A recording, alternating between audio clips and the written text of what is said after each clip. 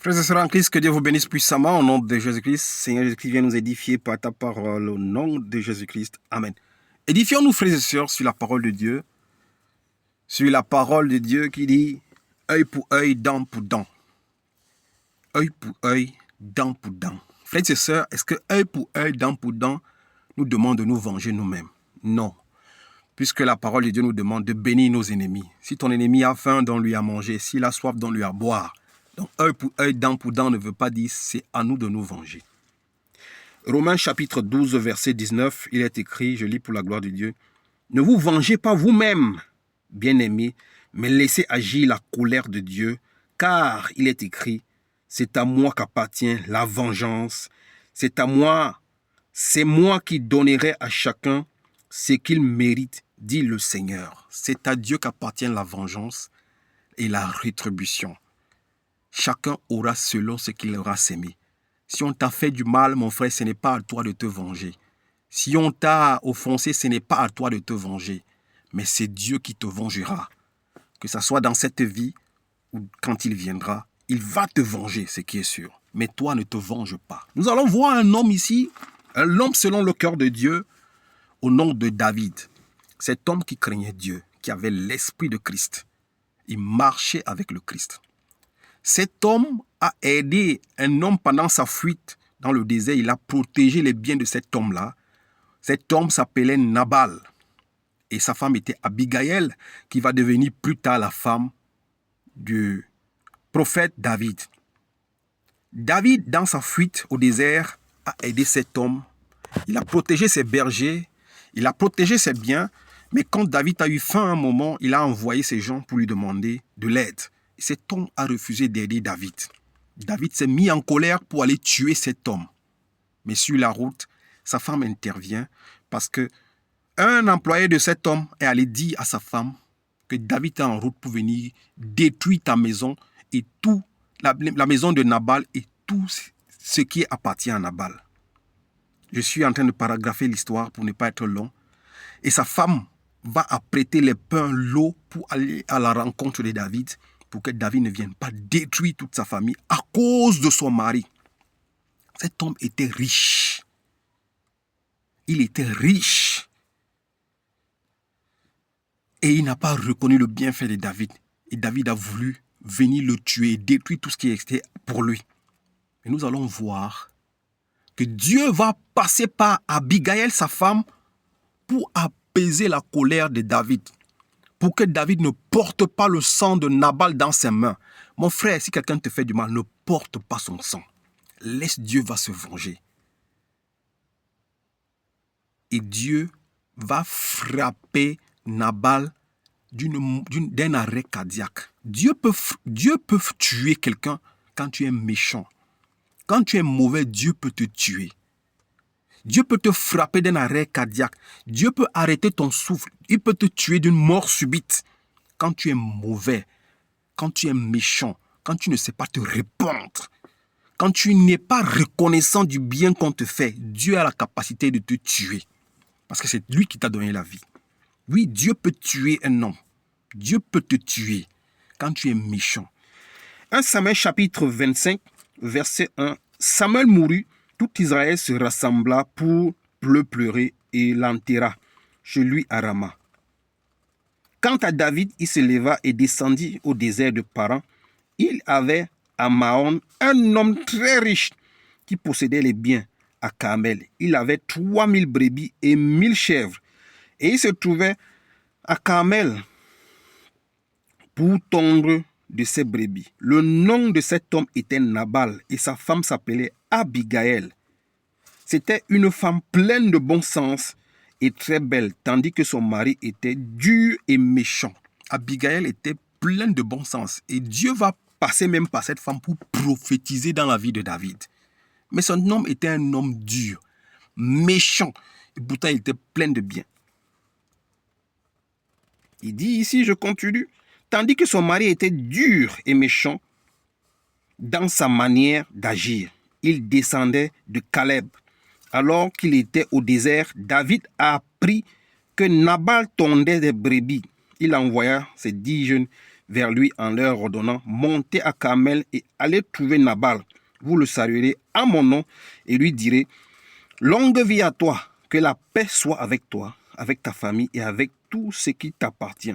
Maintenant, j'ai appris que tu as chez toi les tondeurs. Or, lorsque tes bergers étaient avec nous, nous leur avons fait aucun mal et rien ne leur a été volé durant tout le temps où ils étaient avec nous à Carmel. Demande-le à tes serviteurs et ils te le confirmeront. Que ces jeunes gens trouvent donc grâce à tes yeux, puisque nous venons dans un jour de joie. Donne donc à tes serviteurs et ton fils David ce que tu as sous la main. Lorsque les hommes de David furent arrivés, ils répétèrent toutes ces paroles à Nabal au nom de David, puis ils se turent. Nabal répondit aux serviteurs de David, qui est David et qui est le fils d'Isaïe? Il y a aujourd'hui beaucoup de serviteurs qui s'échappent de chez leur maître. Et je devrais prendre mon pain, mon eau, mon bétail que j'ai tué pour mes tondeurs, pour donner à des gens qui sortent je ne sais d'où. Voilà comment il répond aux serviteurs de David. Et ces serviteurs vont retourner pour dire à David. Et David va s'enflammer de colère pour monter le tuer. Et un de ses serviteurs va aller avertir sa femme Abigail pour lui dire que David arrive avec ses hommes pour détruire toute ta famille.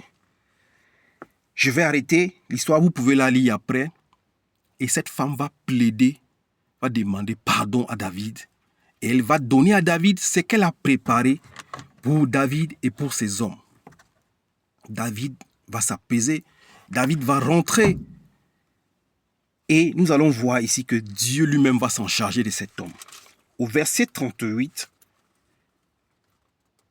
on dit, David prit ce que Abigail lui avait apporté et lui dit, monte en paix chez toi. Tu vois, j'étais écouté et j'étais bien accueilli. Abigail arriva vers Nabal alors qu'il faisait un festin digne d'un roi dans sa maison. Dans sa méchanceté, il est rentré, il a fait un festin, il a oublié les bienfaits de David. Il a oublié la protection que David lui a accordée à ses animaux et à ses richesses. Frères et sœurs, n'oublie pas les bienfaits de Dieu. Cette histoire nous rappelle les bienfaits que Dieu fait dans nos vies. N'oublions pas les bienfaits de Dieu. Soyons reconnaissants pour la vie que Dieu nous donne tous les jours. Soyons reconnaissants pour la grâce de Dieu. Soyons reconnaissants pour les miracles. Soyons reconnaissants pour la paix, la santé que Dieu nous donne tous les jours. N'exigeons pas beaucoup à Dieu, mais disons merci à Dieu chaque jour que nous nous levons. Disons merci à Dieu pour chaque jour le souffle qui nous renouvelle. Disons merci à Dieu pour le pain qu'il nous donne tous les jours. L'image de cet homme montre l'image de quelqu'un qui n'est pas reconnaissant avec Dieu. Parce qu'on dit ici, David était l'homme selon le cœur de Dieu. David a fait du bien à cet homme et il n'a pas été reconnaissant. Soyons reconnaissants à Dieu, même pour des moindres choses. Sachons dire merci à Dieu. Si tu n'es pas fidèle dans les petites choses, ce n'est pas des grandes que Dieu va te donner. Sois fidèle à des petites choses. Contente-toi du peu que Dieu te donne. Si tu sais te contenter et le tenir bien, il te donnera peut-être plus tard plus. On dit ici, au 38, environ, on dit ici, au 37, mais... Oh non, je finis. Abigail arriva vers Nabal alors qu'il faisait un festin digne d'un roi dans sa maison. Il avait le cœur joyeux et il était complètement ivre. Elle ne lui dit pas un seul mot jusqu'au matin. Mais le matin, l'ivresse de Nabal s'était dissipée et sa femme lui raconta ce qui s'était passé. Le cœur de Nabal reçut un coup mortel. Frères et sœurs, cet homme, dans sa méchanceté, dans sa dureté, il festait. Il était en train de se jouir avec ses tondeurs. Et pourtant, il a manqué du respect à l'homme de Dieu. Il a manqué du respect à Dieu parce que Dieu parle à travers la bouche de ses serviteurs. Si tu n'écoutes pas ce que l'Esprit dit selon la bouche d'un serviteur de Dieu, tu es en train de manquer du respect à Dieu. Le monsieur s'est enivré. Et pourtant, sa femme qui avait du bon sens est allée plaider pour que David ne vient pas détruire sa maison. Mais dans la révélation, c'est Dieu qui avait permis par le canal de la bouche de cette femme et a empêché David de toucher le sang de Nabal. Frères et sœurs, ne touchez pas le sang de vos ennemis. Laissez la colère de Dieu agir. Sa femme attendit dans le matin, quand l'ivresse était finie en lui, et sa femme va lui raconter. Mais le matin, l'ivresse de Nabal s'était dissipée, et sa femme lui raconta ce qui s'était passé. Le cœur de Nabal reçut un coup mortel. Dieu peut te frapper d'une crise cardiaque. Ici, un cœur qui reçoit un coup mortel, c'est un cœur qui ne fonctionne plus. Beaucoup de gens meurent à cause des crises cardiaques. Pourquoi? Parce qu'ils ne sont pas agréables à Dieu. Ils sont durs de cœur. Ils sont méchants. Ils sont jaloux. Ils sont hypocrites. Ils sont aigris. Ils sont pervers. La dureté de ton cœur peut te pousser à faire une crise cardiaque. La méchanceté de ton cœur peut pousser Dieu à te frapper d'une crise cardiaque.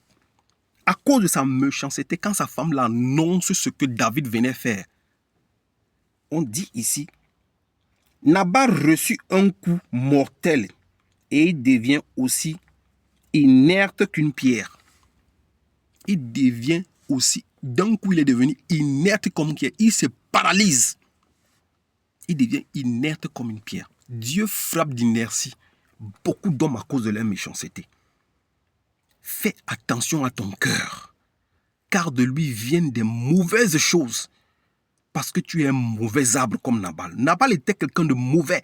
Ne sois pas un mauvais arbre. Sois un bon arbre. Sinon, Dieu va couper ton arbre. Il va te frapper d'une crise cardiaque. Il va te frapper d'une mort subite. Au temps 8, on dit, environ 10 jours après, l'Éternel frappa Nabal et il mourut. Il était déjà inerte, paralysé. Beaucoup de gens sont paralysés. Dieu paralyse beaucoup de gens méchants, beaucoup de gens mauvais, beaucoup de femmes mauvaises. Il était inerte comme une pierre, paralysé. On dit environ 10 jours après, Dieu le frappa et il mourut. Frères et sœurs, Dieu ne veut pas que tu meurs. C'est pour ça qu'il veut que tu te repentes, que tu changes ton cœur et que tu aies un cœur de chair, un cœur de paix, un cœur de reconnaissance, un cœur d'amour, un cœur de vie, un cœur de joie, un cœur qui bénit. Que Dieu te bénisse au nom de Jésus-Christ. Amen.